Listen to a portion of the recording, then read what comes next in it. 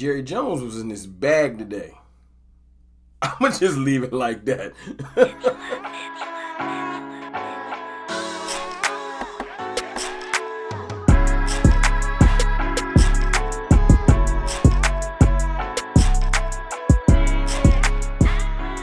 What's good, people? It's your boy, Mr. Rome, Cowboys fan talk, right back like I never left. What's good with y'all, man? Today was the opening press conference. The 2021 football season for the Dallas Cowboys is officially underway. And I'm going to just say what I said in the intro. Jerry Jones was in his bag today. He was up there. Look, they turned them lights on. He must have saw a Hard Knocks t-shirt or something. And he just started letting whatever fly. Curse words. He was crying a little bit.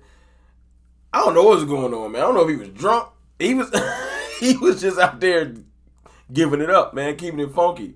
I appreciated it, though, because he was just keeping it real. I was like, wow. So I'm going to try to do my best to recap what I heard. If I didn't touch on something you want me to touch on, man, let me know in the comments. And I'm going to just kind of go off the top from what I read and a couple things I wrote down. First and foremost, man, they did touch back on the whole vaccination thing. Not to put a damper on the mood. Stephen Jones, they talked about that for a minute too. Like, I feel like about 30 minutes. And basically Stephen Jones said, we will get to the, like, it's a work in progress. We will get to the 85 percentile.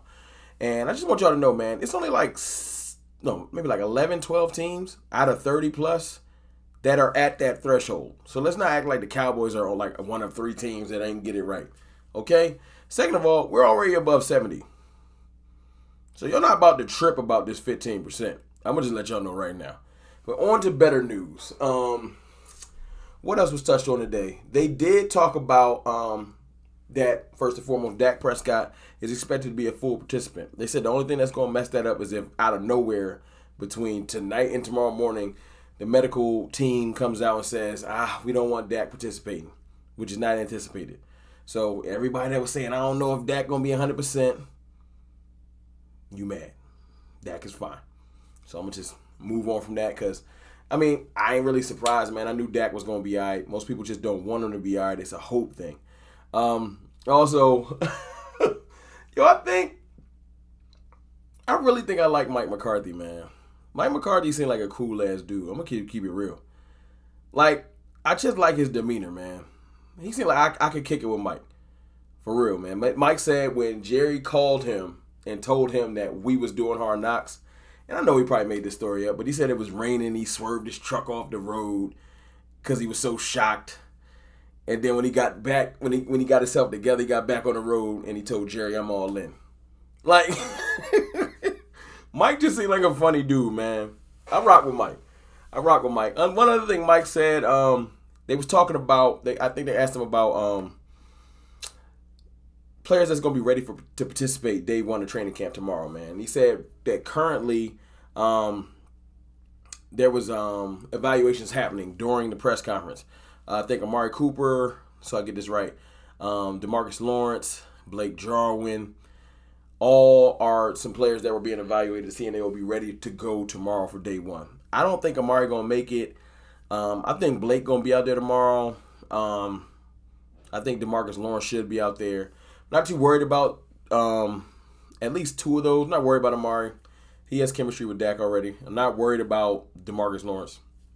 He'll be ready for week one. I do want Blake out there, man. I want Blake to get back acclimated, man. Get his time and stuff back down with Dak. See if he is returning from this ACL injury properly. So I want to see Blake back out there, man. They also touched on Randy Gregory, man. And I feel like Randy Gregory, to just sum this up, is an investment the Cowboys have just not wanted to come off of.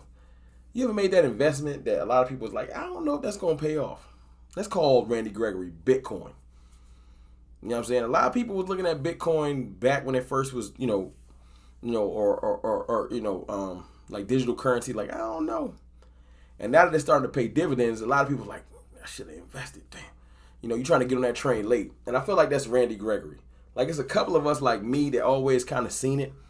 I ain't the only one. There's a lot of other people that analyze the Cowboys, a lot of content creators that been on the Randy Gregory side. Then there's a lot of people I've always heard, let's move on. Let's get somebody else. Just trying to throw talent to the wayside because he was battling those demons. I think Jerry and them, that's an investment. And this is why Jerry and them is billionaires. They smart. They see it. They're like, nah, I'm going to wait. And this is going to pay dividends this year, man. Randy Gregory's about to get wild busy. I'm letting y'all know right now. He ain't never get a 17 game season. To start, he always been rotational, still putting up numbers. Y'all wait and see. Randy Gregory is about to do numbers. And y'all gonna be salty. Another thing I wanted to touch on, man, is Mike McCarthy pretty much coming out and verbally saying, this is not something that wasn't known. Basically saying, man, this feels like year one. Last year, you literally were coming in. First of all, you can't just take over. This ain't a regular team. Let's just keep it funky, man. The Cowboys ain't a regular team. We a machine. Like a machine. Media-wise, we a movement. So trying to take over the Cowboys in one offseason is damn near impossible. But Mike McCarthy saying it feels like year one. He didn't get a training camp last year. He ain't get nothing normal. A whole lot of Zoom meetings and trying to have his boy implement a defense that was way too intricate to bring in one offseason. It's one thing to just come in rolling with the same scheme. Another thing to implement a whole new multiple scheme that you can't even teach properly. So I agree, man. I'm telling you, I'm liking Mike, man. I like Mike. No weird stuff. Mike with the beard and the shades. Like, Mike I'm telling you, man, he got swag. He giving it up. I like how he giving it up. So I'm telling y'all, I feel like Mike got the pulse of this team. And everything, if you're paying attention to the reports and how he coming off, man, he look like he in his groove. He comfortable. He in his bag. I like it. Speaking of being in their bag, remember, Jerry, they got to asking Jerry about why is Jimmy Johnson not in the Ring of Honor? When you gonna let him in? And like I said, Jerry just gave it up. He's just like, I don't know why I effed that up. I really don't know why I effed that up. He told the story, and I'm paraphrasing here, basically saying that Barry Switzer at one point came in there looking for Jimmy, and he was like, where Jimmy at? And Jerry was like, Jimmy gone. And he was just like, man, I was trying to get y'all to both sit down and politic because, like, even Barry Switzer knew this is too good of a thing. But I'm telling y'all, for everybody, man, this is my little knowledge of the day, man. Pride comes before the fall, man. There's too many people out here that are too prideful, man. There's too many know-it-alls. There's too many people that just feel like they can't be wrong. Y'all have heard me say this plenty of time on my channel, man. I never have been, never will be a know-it-all. I can be wrong. I can admit when I'm wrong, because there's a difference. You can be wrong and just not admit it. I don't mind. Man, if I get the right knowledge out there, it's fine, man. I could be wrong. I just got passionate opinions, man. And if you rock with me, salute. If you don't, I'll be all right, man. I won't lose no sleep. But Jerry, man, Jerry kept it real. One last thing I want to touch on today. Jalen Smith, you got to watch your back, man. I'm telling you, the signs. I heard the dude from Speak for Yourself, Marcellus Wiley, say this the other day, and it was one of the dopest quotes I ever heard. He said, the universe whispers before it yells. Yo, I'm telling you, I don't even know if he came up with it, but I heard it from him.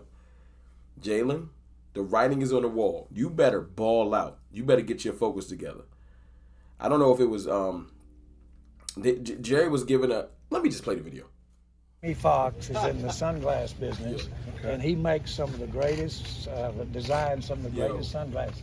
And he sent me those, and that's what Mike's got on. But where's the clear eye view? Where's Jalen's? What? Clear eye view, Jalen's. Damn. Now y'all tell me that Jalen ain't got to be on his P's and Q's. I know y'all gonna say it's sunglasses. Why is that a big deal? Listen, man, this man then poured his whole little. Like, he pushed all his chips to the middle of the table for this sunglass company. And, you know what I'm saying? He all about his brand. And his owner is all about branding. And for his owner to pretty much be like, what? Who? Like, the writing is on the wall, man. I'm telling you. They acting like they don't know you. Yo, it ain't a secret, man. The secret, yo, I'm telling you, get your act together, Jalen. At least ball out for your next team. Because the way it's looking, you ain't going to be back, man. Y'all let me know how y'all feel in the comments about today's press conference. If you heard it or if you caught clips or saw like tweets or whatever. Camp tomorrow, though. Practice start. It's your boy, Mr. Rome. I holla.